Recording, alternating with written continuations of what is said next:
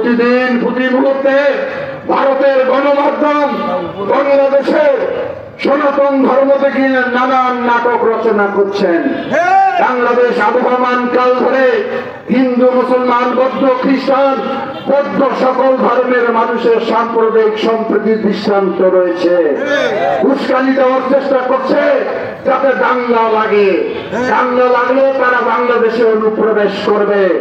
500 দেশকে হুঁশিয়ারি উচ্চারণ করতে চায় যে দেশ 30 লক্ষ আত্মহতি দিয়ে বাংলাদেশের স্বাধীনতা অর্জন করেছে, তোমরা যতই বড় রাষ্ট্র হও না কেন বাংলাদেশের উপর লোক দৃষ্টি দিলে কাঠ ভাঙা জবাব দেওয়া হবে। প্রিয় ভাইরা আমার, স্বাধীনতা যুদ্ধে 7 কোটি মানুষের অবদান ছিল, কিন্তু বিগত বছরগুলোতে আমরা দেখেছি এক ব্যক্তি সব কিছু করেছেন। উনি একাই খেলেছেন, একাই গোল দিয়েছেন, আর জনগণ নাকি দাঁড়িয়েছিল। বাংলাদেশের মানুষ 5ই আগস্টে তার জবাব দিয়েছে, কারণ এই বাংলাদেশ সৃষ্টির পিছনে বাংলাদেশের 7 কোটি মানুষের অবদান রয়েছে। সমস্ত মানুষের অবদানকে অস্বীকার করেছে, ভুলণ্ঠিত করেছে, অপমানিত করেছে। স্বাধীনতার মহান ঘোষক জিয়াউর রহমানকে রাজাকার বলার ধৃষ্টতা পর্যন্ত দেখিয়েছিল তারা। সুতরাং আজকে প্রমাণিত হয়েছে বিএনপি হল স্বাধীনতার পক্ষের শক্তি, বিএনপি হল গণতন্ত্রের পক্ষের শক্তি, বিএনপি হল বাংলাদেশের উন্নয়নের একমাত্র শক্তি। সুতরাং যতই ষড়যন্ত্র করেছে, ষড়যন্ত্রের মেঘ ছিন্ন করে আমরা পূর্ব দিগন্তে সূর্য উদিত হয়েছে। ধীরে ধীরে সূর্য মধ্য গগনে উদিত হচ্ছে, সেই আলোকিত আজকে গোটা বাংলাদেশ আলোকিত। এখন আমরা স্বাধীন, মুক্ত, নতুন বাংলাদেশ। এই বাংলাদেশের গঠনের আজকে দৃঢ় শপথ নিতে হবে আমাদের। কোন বাংলাদেশ করবো আমরা?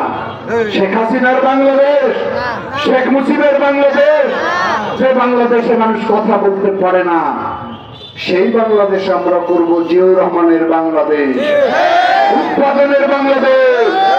আমরা খালেদা জিয়ার বাংলাদেশ করব, উন্নয়নের বাংলাদেশ।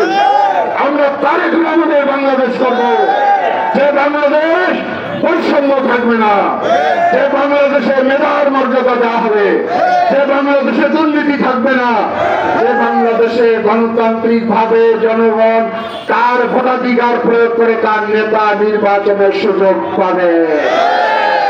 রাতের বেলা ভোট হবে না, প্রিজাইডিং পুলিশ সিল মারবে না, এই বাংলাদেশ আমরা চাই। সুতরাং সেই বাংলাদেশ গঠনের জন্য আমাদের আরো আত্মত্যাগ করতে হবে, আরো পরিশ্রম করতে হবে, আরো মেধা দিতে হবে। ইতিমধ্যে আমাদের প্রিয় নেতা তারেক রহমানকে আপনাদেরকে ধৈর্য ধারণ করার কথা বলেছে। আমরা যেন এমন কোন কাজে লিপ্ত না হই যাতে করে আমাদের দলের ভাবমূর্তি নষ্ট হয়। সুতরাং আমরা মনে করি বিএনপি একটি স্বাধীনতাকামী গণতান্ত্রিক রাজনৈতিক দল, সেই দলের কোন নেতা অপরাধের সঙ্গে যুক্ত থাকতে পারেন না। আজকের এই বিজয় দিবসে আবারও আমরা বলি, একটি গণতান্ত্রিক রাষ্ট্র কাঠামো মেরামতের 31 দফা যে দেওয়া হয়েছে, সেই দফায় পরিষ্কার বলা হয়েছে বিএনপি রাষ্ট্র ক্ষমতায় গেলে দেশ কিভাবে পরিচালিত হবে। এটা যদি আমরা বাস্তবায়ন করতে পারি তাহলে একটি আলোকিত বাংলাদেশ গঠন হবে। সেই গঠনে সবাই আমাদের সঙ্গে থাকবেন কিনা হাত তুলে